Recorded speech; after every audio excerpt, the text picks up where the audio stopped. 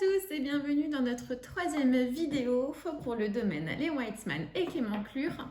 Donc, dans cette vidéo-ci, je vais vous présenter un petit peu plus d'originalité avec mes coups de cœur et mes nouvelles créations. Concernant, premièrement, mes créations. Tout d'abord, je voulais revenir un petit peu sur le domaine Clément Clure, qui est un vignoble qu'on a repris il y a bientôt 4 ans et qui proposait une gamme Katz. Katz, ça veut tout simplement dire chat en alsacien, qui est notre dialecte régional. Donc, pour vraiment pouvoir travailler le chat, j'ai décidé de compléter la gamme où on avait déjà un chat avec le voyou et le gentil et de l'utiliser pour tous les autres cépages. L'idée, c'était vraiment de donner une personnalité à ce chat et d'influencer la personnalité selon les caractéristiques du vin. Ce travail, je l'ai fait moi-même. C'est vraiment des dessins que j'ai fait moi-même à la main pendant cette année. Donc ça a vraiment été pour moi une étape très importante puisque ça a permis vraiment d'intégrer ma créativité, ma sensibilité dans le domaine qui est vraiment une structure avec la reprise de différentes générations d'un savoir-faire ancestral, d'une droiture, et donc d'intégrer dans tout ce patrimoine-là ma propre créativité, ça a vraiment été une étape très très importante. Donc je vais vous présenter mes différentes étiquettes.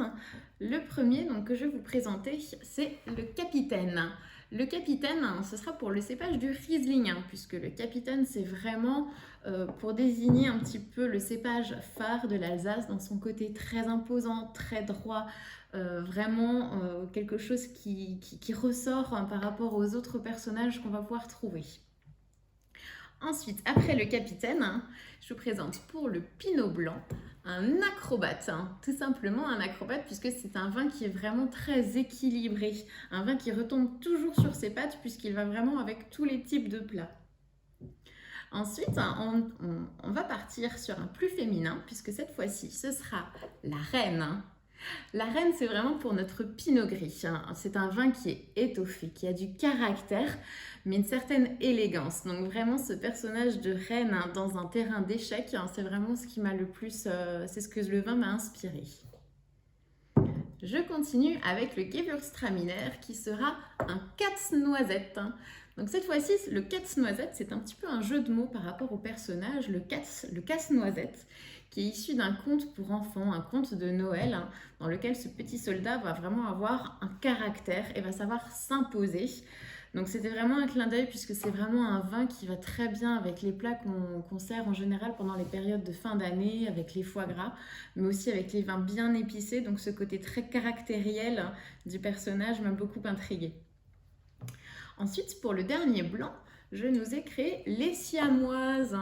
Voilà, donc c'est un chat à double personnalité puisque tout simplement, on va reprendre d'un côté les 3 cépages les plus secs, les 3 cépages les plus tendres et l'objectif étant d'en créer vraiment une harmonie.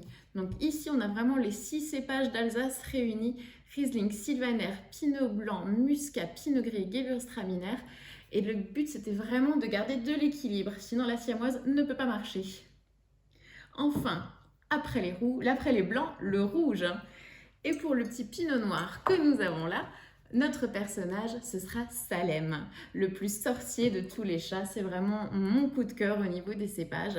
Donc, c'est là que j'ai plus ajouté ma petite touche un petit peu prise en compte de la lune, de son influence, etc. Un côté un petit peu plus sorcier, tout simplement.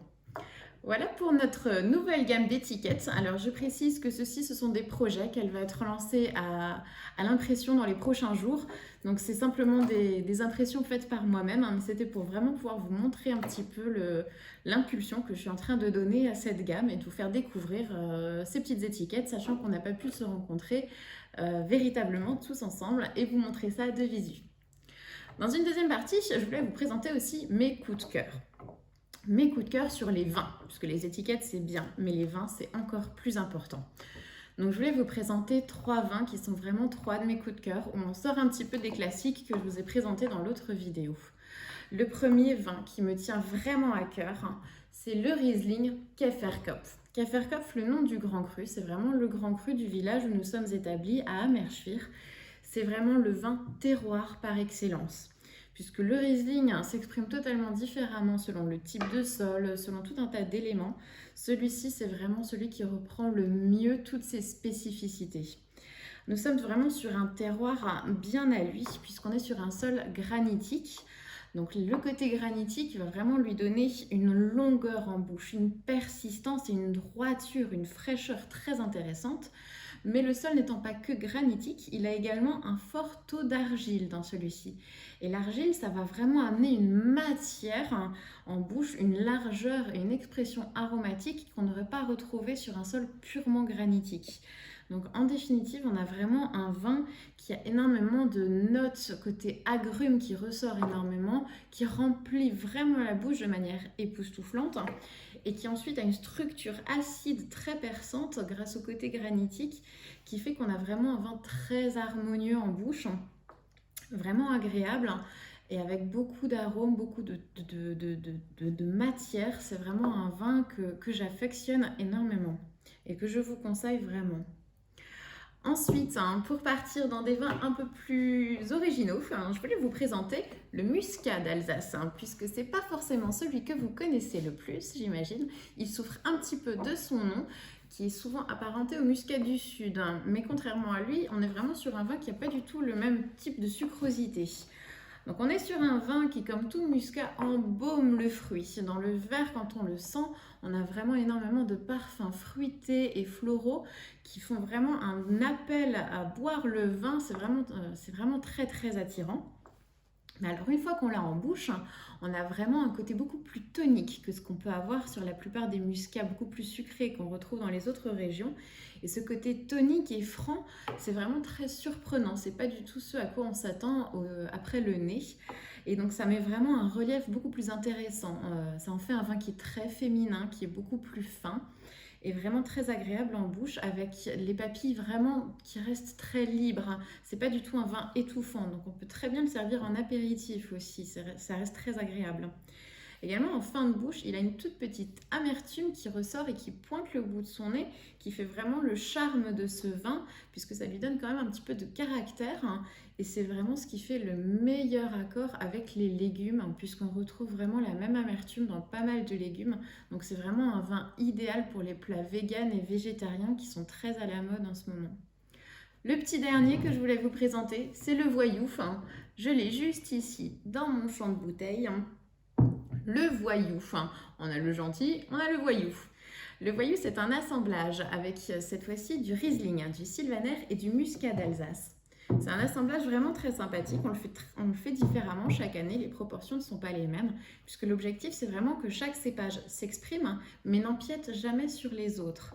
Donc celui-ci, on a vraiment le côté très fruité du muscat qui ressort au nez, qui fait vraiment l'appel à la dégustation. Une fois en bouche, c'est vraiment le Sylvaner qui va s'exprimer cette fois-ci, qui vous attrape la langue avec beaucoup de tonicité, qui a du peps. Et ensuite, on a vraiment le Riesling qui va prendre le pas, qui va ramener sa minéralité, sa droiture, et vraiment c'est très équilibré par ce mouvement entre les différents cépages, entre les différents types d'arômes. On est vraiment sur un vin très fluide, très facile à boire. C'est le vin des copains par excellence.